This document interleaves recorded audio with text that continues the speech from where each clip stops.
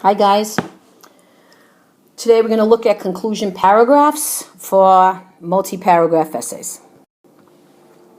It is important to have a strong conclusion since this is the last chance you have to make an impression on your reader. The conclusion restates the introduction points but should be different too because the conclusion wants to leave the reader thinking in some new way. The conclusion does not ever introduce any new evidence for the essay. Specifically, your conclusion should accomplish 3 goals. 1, it should restate the main idea of your essay or your thesis statement. It should summarize the 2 or 3 body paragraph points of your essay, or if it's a longer essay, it summarizes the main ideas of the whole essay. 3rd, it should leave the reader with an interesting final impression, something to think about, which I call the universal idea. On the next few slides are the 2 body paragraphs from the essay we looked at on how Steinbeck sets the mood in The Pearl. We will follow the steps below to write a conclusion paragraph for this essay, which is a 4-paragraph essay. First, you'll restate your thesis as line 1, your topic sentence of your conclusion paragraph. The second thing, you'll read body paragraph 1 and summarize it in 1 sentence. Third, read body paragraph 2 and summarize it in 1 sentence. And then the last thing is end with 1 or 2 sentences, leaving the reader thinking in a bigger way. Let's not forget point 4. Mrs. Pirkey calls this the universal idea. Okay, so let's talk about the topic sentence. If you remember, the original thesis in the introduction read, in The Pearl, John Steinbeck uses various types of imagery to create various moods in the novel. For the conclusion topic sentence, then, I will reword it but restate the same exact points. Steinbeck sets various moods in The Pearl by using multiple types of imagery.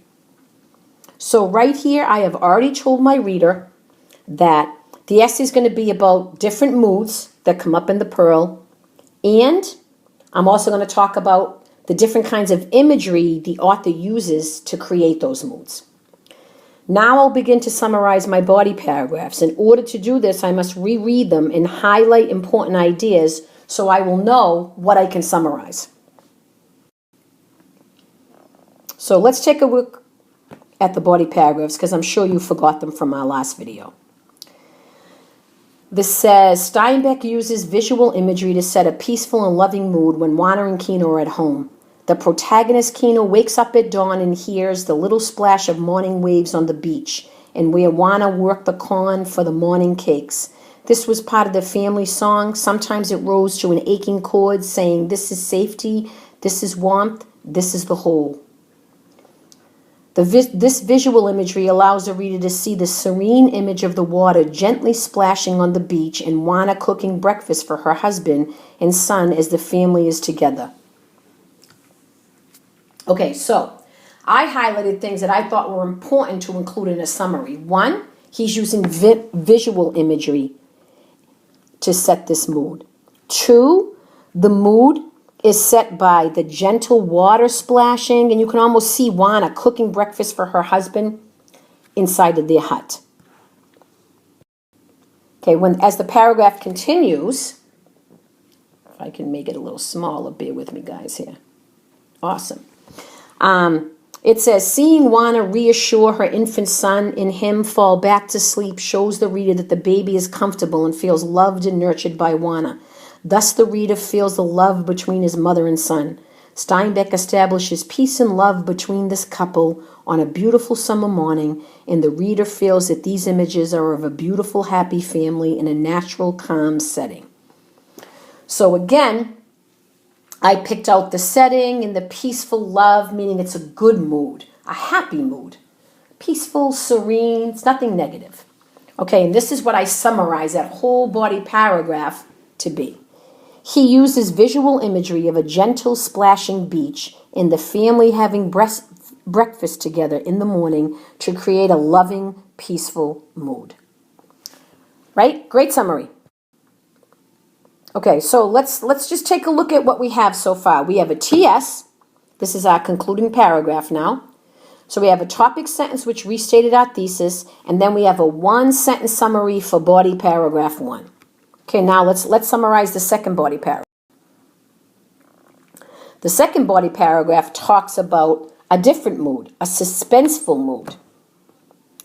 And then we have some evidence that gives us the suspenseful mood, and it's the slow, deliberate movement of the scorpion about to sting the innocent baby coyotito.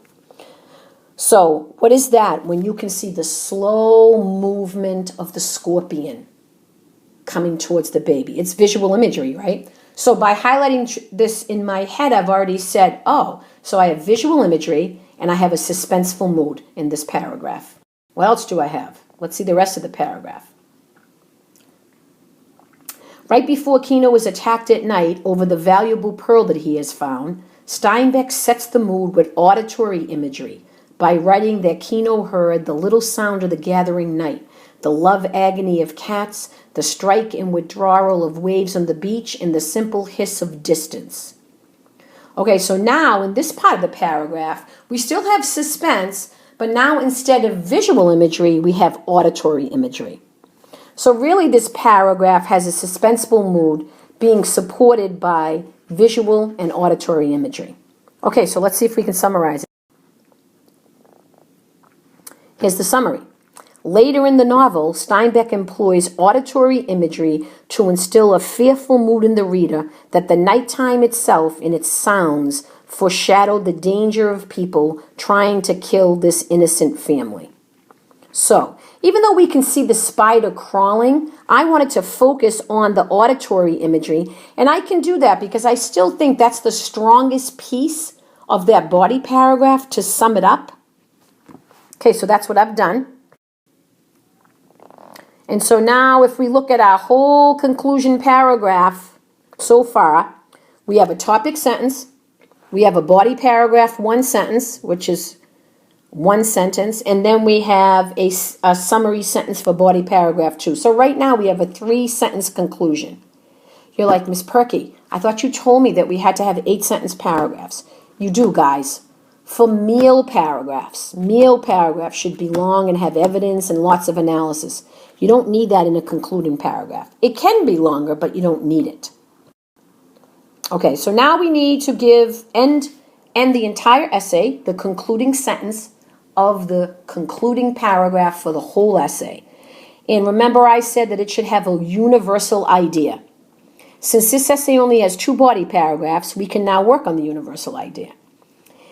And when you're trying to figure out an idea, think about what did the author want you to remember? What point were you trying to make based on reading what the author wrote for you? So you could think about what overall do we want the reader to remember about Steinbeck and the mood changes. So this is what I came up with. As Steinbeck provides a roller coaster of emotions for the reader by his skillful use of visual and auditory imagery, he keeps the reader guessing. Will this normal, loving family, who everyone can relate to, survive or fall prey to everyone's greed? So here the universal idea or thought is to leave the reader thinking that the author changes moods in an effort to keep them guessing about a family who is just like you or I. In other words, the author wants to keep you guessing and get you to buy into the characters, the normality of the characters. Because if you buy into the normality of the characters, then you put yourself in their shoes. And this is why he has the mood going up and down, because he wants you to buy in and say, oh my God, that could be me. What's going to happen to that family? That could be my family. Okay, so then the final concluding paragraph in total comes out to be 4 sentences. And I'm not going to read the whole thing again, but pretty much you get the idea. So what do we want to take away from this video? An important thing to remember. Even though the goal of the conclusion is to restate the information from the introduction, it should not repeat the introduction exactly. because the conclusion should also offer some extra insight, opinion, and universal idea that the introduction did not. Okay, so the next slide is going to be homework. Here's your homework. On a separate piece of lined paper, write the question and the answer, and this will be graded. So here's the 4 questions. What sentence in the conclusion paragraph restates the essay's thesis statement? First, second, third, etc. Where do the summary sentences for each body paragraph go in a concluding paragraph? Beginning, middle, or end? What is Ms. Pirkey's name for the lasting impression sentence? And where is the lasting impression sentence placed in the concluding paragraph? Beginning, middle, or end? Okay, feel free to go back in the video to find these answers. This will be an easy 100 on homework. Okay, thanks so much. Pirkey out.